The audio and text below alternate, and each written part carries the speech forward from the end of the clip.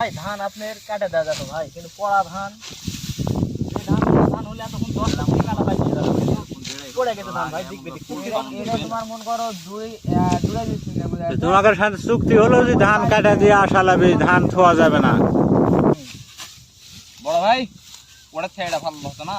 হ্যাঁ কাটা যাবে না, তারপর আনা যায়। আসসালামু আলাইকুম গাইস, কেমন আছেন আপনারা? আমরা ধান কাটিচ্ছি, এখানে ধানের অবস্থা অনেক খারাপ। কাছে চলে আসো, কাছে কাছে কাছে। মানুষ কতটা খারাপ হতে পারে, খাড়া ধান বলে নিয়ে এসে এরকম ধানের লাগা দিছে ভাই। এই ধান কি কাটা যাবে?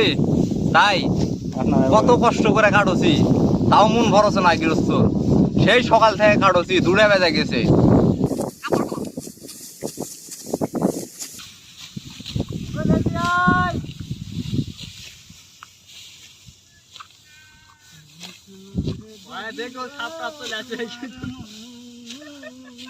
হাই গাইস, এই যে দেখেন আমরা এখন ধান কাটতেছি।